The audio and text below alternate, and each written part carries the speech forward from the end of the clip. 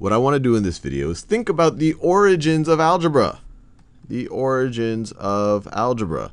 And the word, especially in association with the ideas that algebra now represents, comes from this book, or actually this is a page of the book right over there. The English translation for the title of this book is The Compendious Book on Calculation by Completion and Balancing. And it was written by a Persian mathematician who lived in Baghdad in I believe it was in the 8th or 9th century. I believe it was actually 820 AD when he wrote this book, AD. And algebra is the Arabic word that here's the title that he gave to it, which is the Arabic title. Algebra means restoration or completion. Restoration or completion. And he associated it in his book with a very specific operation, really taking something from one side of an equation to another side of an equation. But we can actually see it right over here. And I don't know Arabic, but I actually do know some languages that seems to have borrowed a little bit from Arabic, or maybe it went the other way around. But this says Al-Kitab, and I know just enough Urdu and Hindi to understand a good Indian movie. But Al-Kitab, kitab means book, so this part is book. Al-Muqtazar, I think that means compendious, because I don't know the word for compendious, and that seems like that. Fi hisab, hisab means calculation in Hindi or Urdu, so this is calculation. Al-Jabr, this is the root, this is the famous algebra, this is where it shows up. So this is for completion, you could view that as completion, and then wa al-Muqabla, and that means essentially balancing. Completion and balancing. So if we wanted to translate, and I know this isn't a video on translating Arabic, but the book, I guess this is saying compendious on calculation and calculation by completion and balancing is the rough translation right over there. But that is the source of the word algebra. And this is a very, very, very important book, not just because it was the first use of the word algebra, but many people view this book as the first time that algebra took took on many of its modern ideas of balancing an equation, the abstract problem itself, not trying to do one-off problems here or there. But Al-Khwarizmi was not the first person. And just to get an idea of where all of this is happening, so he was hanging out in Baghdad. So this part of the world shows up a lot in the history of algebra, but he was hanging out right there in around the 8th or 9th century. So let me draw a little timeline here just so we can appreciate everything. So that is timeline, and then whether or not you are religious, most of our modern dates are dependent on the birth of Jesus. So I will put, so that is right there. We'll put a cross over there to signify that. When we want to be non-religious, we say Common Era before the Common Era.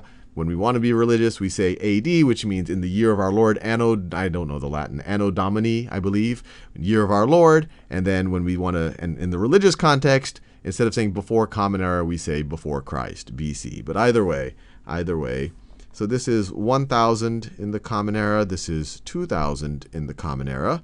And obviously we are sitting, at least when I'm making this video, I'm sitting right about there. And then this is 1000 before the Common Era. And this is 2000 before the Common Era.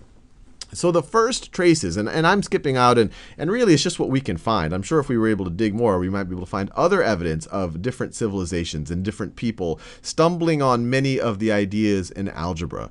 But our first records of people really exploring the ideas that are hit upon in algebra come from ancient Babylon, around 2,000 years before the Common Era, before Christ. So right around there there are stone tablets where it looks like people were exploring some of the fundamental ideas of algebra. They weren't using the same symbols, they weren't using the same ways of representing the numbers, but it was algebra that they were working on. And that was, once again, in this part of the world. Babylon was right about there. And Babylon is kind of kept the tradition of Sumeria. This whole region was called Mesopotamia, Greek for between two rivers. But that's the first traces of people that we know of people were starting to do what we would call real algebra. And then you fast forward, and And I'm sure we're missing, and I'm sure even our historians don't know all of the different instances of people using algebra. But kind of the major contributions to algebra, we saw it here in Babylon 2,000 years ago. And then if we fast forward to about 200 to 300 AD, so right over there, you have a Greek gentleman who lived in Alexandria. So this is Greece right over here, but he lived in Alexandria, which at the time was part of the Roman Empire. So Alexandria is right over here. And he was a gentleman by the name of Diophantus, or Diophantus, or I don't know how to pronounce it.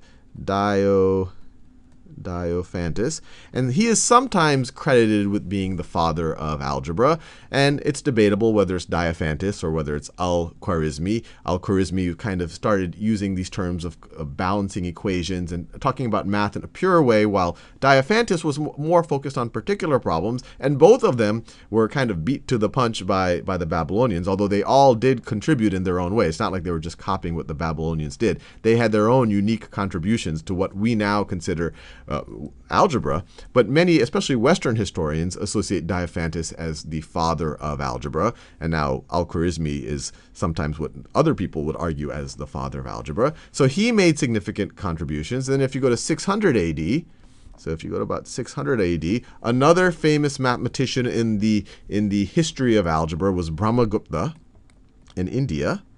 Brahmagupta in India. So obviously, and actually I don't know where in India he lived. I should look that up, but roughly in that part of the world. And he also made significant contributions. And then of course you have Al-Khwarizmi, who shows up right there. Al-Khwarizmi, and he's the gentleman that definitely we credit with the name algebra. Comes from Arabic for restoration, and some people also consider him to be, if not the father of algebra, although some people say he is the father. He is one of the fathers of algebra because he really started to think about algebra in the abstract sense, devoid of some specific problems, and a lot of the way that a modern mathematician would start to think about the field.